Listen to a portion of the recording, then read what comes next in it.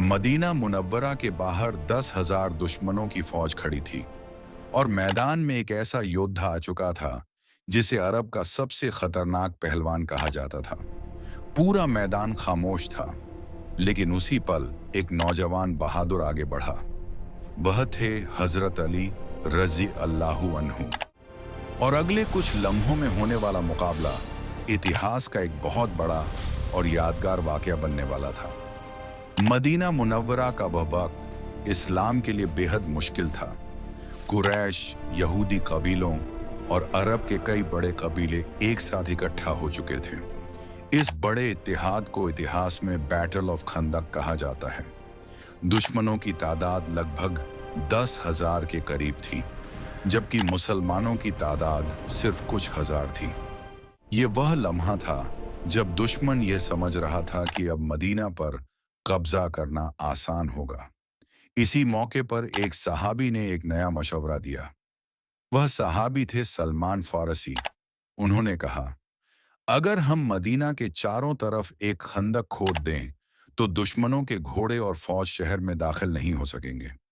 यह अरब के लिए एक नया तरीका था, लेकिन यह मशवरा कबूल कर लिया गया। फिर एक हैरान कर देने वाला मंजर देखने को मिला। मुसलमान अपने हाथों से मिट्टी खोद रहे थे। भूख भी थी, थकान भी, लेकिन ईमान मजबूत था। कुछ ही दिनों में मदीना के चारों तरफ एक लंबी खंदक तैयार हो गई। जब दुश्मनों का लश्कर वहां पहुंचा तो वह हैरान रह गए। वह खंदक पार नहीं कर सकते थे, इसलिए उन्होंने मदीना का घेराव शुरू कर दिया।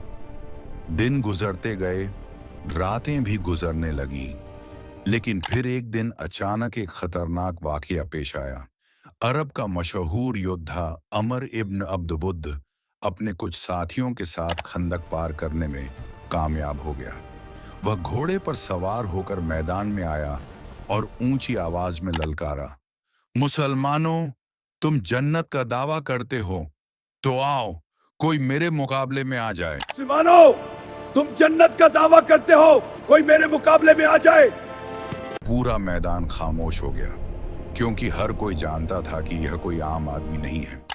उसकी ताकत और बहादुरी पूरे अरब में मशहूर थी। उसी पल हजरत अली रजी अल्लाहु अन्हु खड़े हो गए। उन्होंने अर्ज किया, या रसूल अल्लाह सल्लल्लाहु अलैहि वसल्लम, मुझे इजाजत दीजिए कि मैं इसका मुकाबला करूं। इजाजत मिल गई। हजरत अली रजी अल्लाहु अन्हु मैदान में उतर आए। रेगिस्तान की रेत पर दो महान योद्धा आमने सामने खड़े थे।